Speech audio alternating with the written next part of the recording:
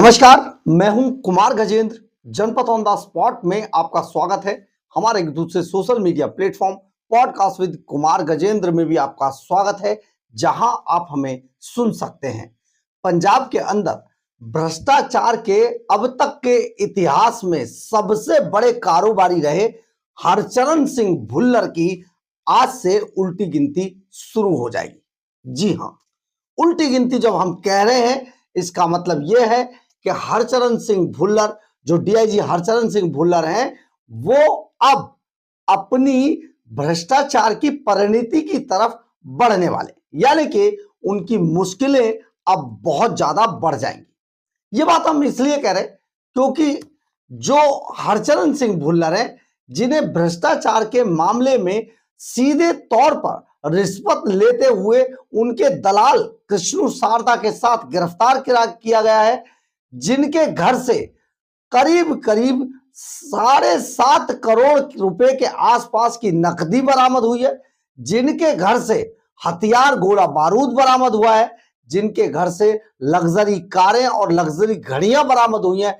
इतना ही नहीं, जिनके घर से भ्रष्टाचार की वो पेपर बरामद हुए, वो रजिस्ट्रियां बरामद हुई हैं, जिनमें अरबों रुपए की देश विदेश के अंदर संपत्तियां हैं।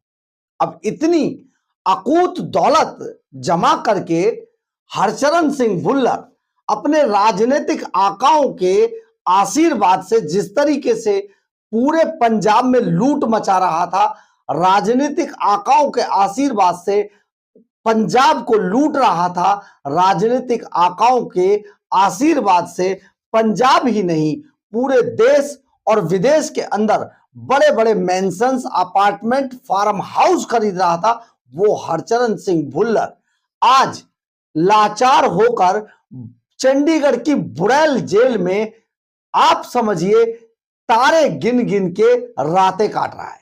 लेकिन साथ ही हरचरण सिंह भुल्लर जहां परेशान है, वहां परेशान है वो राजनीतिक और प्रशासनिक आका जिन्होंने कभी हरचरण सिंह भुल्लर का साथ दिया था, या कि उनके व्हाट्सएप चैट पर सुबह सुबह गुड मॉर्निंग का मैसेज भेजा करते थे।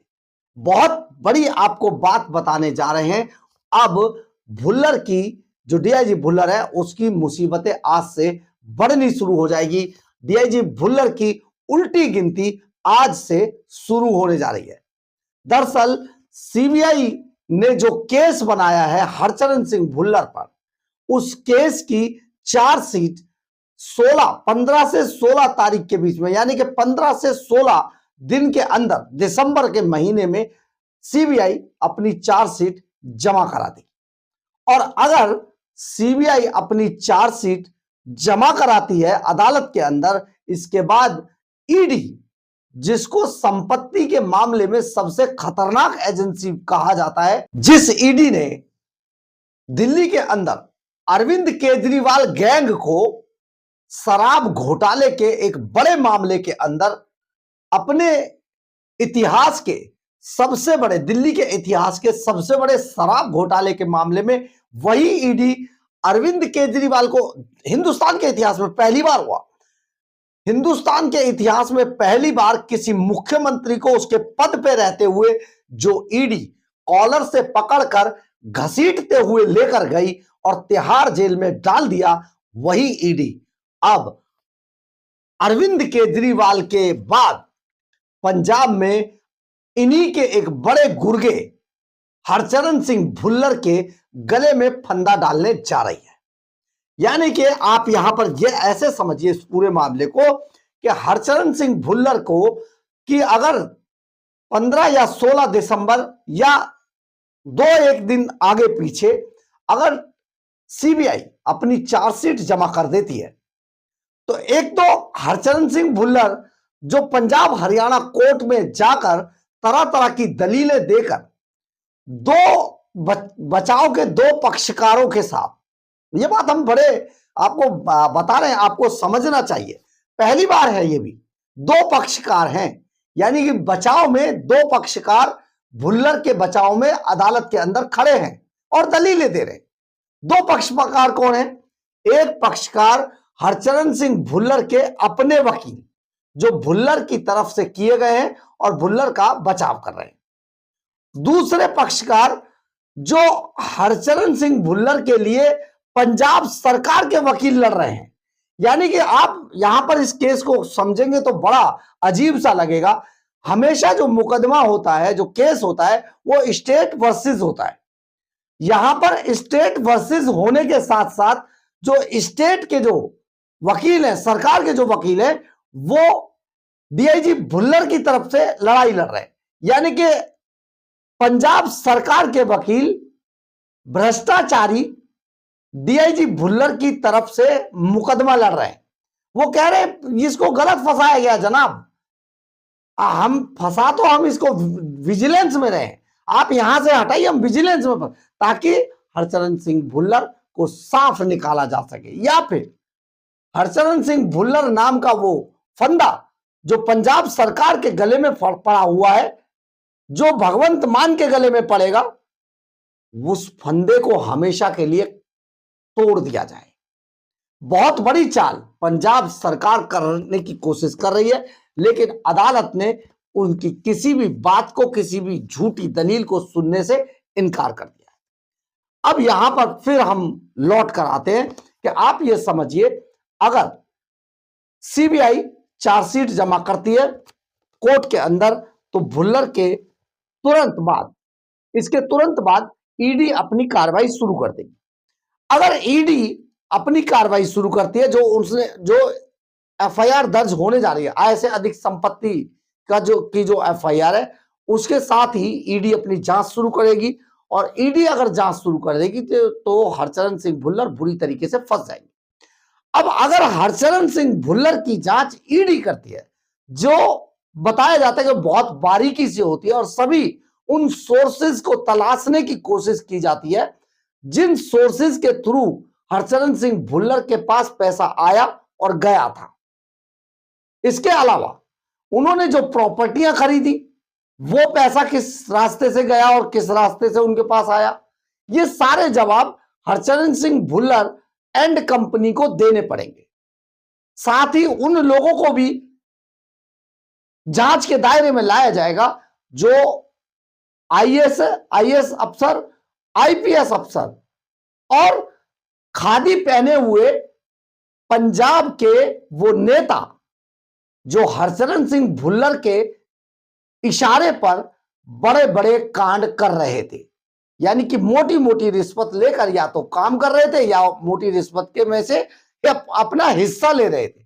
ये सारे लोग जांच के दायरे में आएंगे, और इसमें कोई अतिशयोक्ति नहीं है कि हरचरण सिंह भुल्लर के साथ उन सभी सोर्सेज को भी गले से पकड़कर बुड़ैल जेल में ठूंस दिया जाएगा। बस यही कारण है कि पंजाब सरकार के वो सभी नुमाइंदे बुरी तरीके से डरे हुए हैं। अब इसमें एक बात जरा और समझने की है। एक तो कहानी यह है कि वो अपना नाम आने से डर रहे हैं। दूसरा कहानी यह है कि जैसे जैसे ये जांच बहुत धीमे चल रही है, जो कहा जा रहा है, यानी कि पंजाब के चुनाव नजदीक आते जा रहे हैं, और क्योंकि अरविंद केजरीवाल और भगवंत मान बहुत अच्छे से जानते हैं, आप इसको बिल्कुल भी मत समझिए कि वो किसी गफलत में या किसी मुगालते में जी रहे हैं। अरविंद केजरीवाल एंड कंपनी इस बात को बहुत अच्छे से जानती है कि इस बार उनकी सरकार नहीं आएगी। पंजाब में केजरीवाल एंड कंपनी का दिल्ली से भी बुरा हाल होने वाला है, सुपड़ा साफ होने वाला है। और अगर पंजाब में इनका सुपड़ा साफ हो गया तो आप ये सोचिए, ऐसे ऐसे घोटाले आपको देखने को मिलेंगे जिसे देखकर सुनकर आपके पैरों तले जमीन खिसक जाएगी।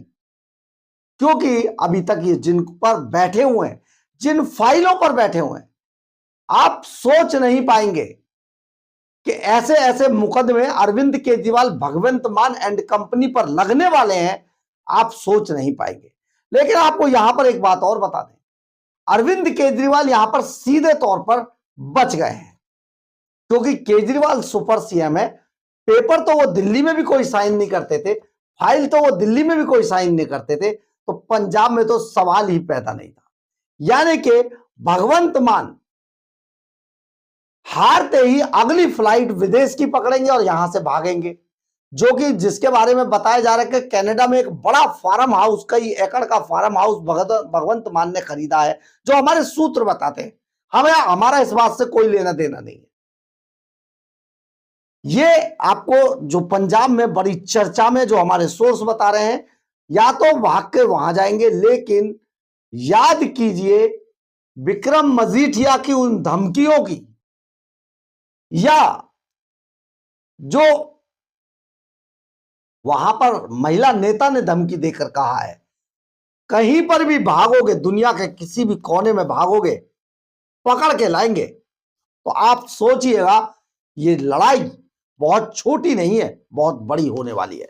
यानी कि ये मामला जब ईडी जांच करेगी तो फिर से आप इस बात को समझिए कि जब ईडी इस मामले में अपनी जांच शुरू करेगी, एक तो वो सभी सोर्सेस डीआईजी भुल्लर के थ्रू जो या तो रिश्वत ले रहे थे या रिश्वत दे रहे थे, या फिर जो डीआईजी भुल्लर के थ्रू जरिए बड़ी बड़ी मोटी मोटी रकम को जो बिल्डर हैं उनके धंधे में डालकर उसको मल्टीप्लाई कर रहे थे, वो सभी लोग इस जांच के दायरे में आ जाएंगे।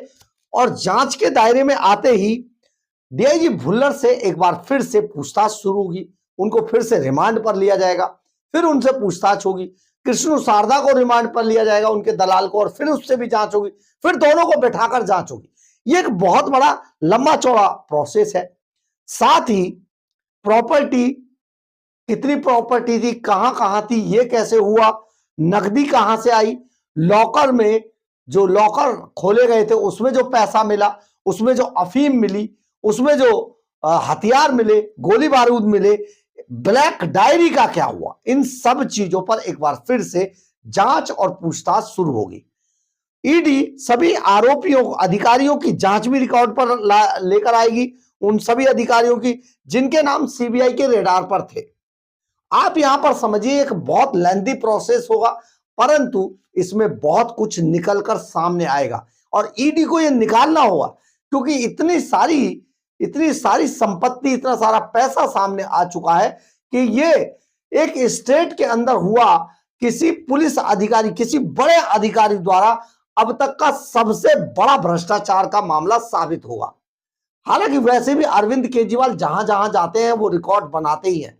दिल्ली के अंदर भी मनीष सिसोदिया पर साफ तौर पर कोर्ट ने कहा था, और उसका अभी फैसला भी आएगा कि आपके ऊपर 380 करोड़ रुपए का मनी ट्रेल ये फाइल में पड़ा है। ये कोर्ट की टिप्पणी थी जो हमारे सूत्र बताते हैं। आप ये सोचिए अरविंद केजरीवाल एंड कंपनी शराब घोटाले में बुरी तरीके से फंसी हुई है, और आप मानकर चलिए कि इन्हें सजा होकर रहेगी, बचेंगे नहीं। केजरीवाल पर तो रिस्ट्रिक्शंस थी, आज भी है, विधानसभा जा ही नहीं सकते, वो घुस भी नहीं सकते विधानसभा में। एक बड़ा मामला चल रहा है और इसी बात को लेकर अब डीआईजी हरचरण सिंह भुल्लर मुसीबतों में फंसते नजर आ रहे हैं, क्योंकि दिसंबर का महीना उन पर वैसे भी कैड़ा है, क्योंकि इस मामले की सीबीआई की चार्जशीट जमा होते ही ईडी अपनी जांच शुरू करने वाली है और इस जांच में बहुत कुछ निकलकर सामने आएगा। हालांकि हरचरण सिंह भुल्लर पंजाब हरियाणा कोर्ट के अंदर दो तरफ से पंजाब सरकार के और अपने वकीलों के साथ लगे हुए हैं और पूरी सीबीआई की कवायद को गलत बता रहे हैं, अपनी गिरफ्तारी को गलत बता रहे हैं, और जो उनके घर से, उनके लॉकरों से जो माल बरामद हुआ है, कहते हैं मेरा नहीं है। ये पंजाब के अंदर किसी कोर्ट के अंदर बोला गया सबसे बड़ा झूठ साबित होगा।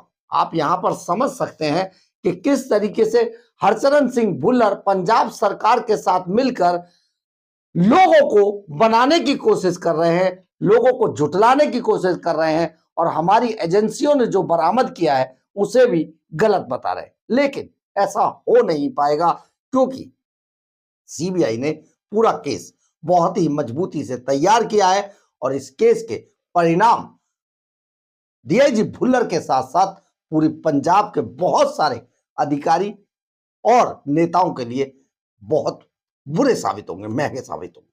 बहरहाल, अगर आपको हमारी ये खबर अच्छी लगे तो आप इसे लाइक, सब्सक्राइब और शेयर जरूर करें। कमेंट्स बॉक्स में अपनी राय जरूर लिख के, इससे हमें बहुत बहुत बहुत ऊर्जा मिलती है। जय हिंद, जय भारत।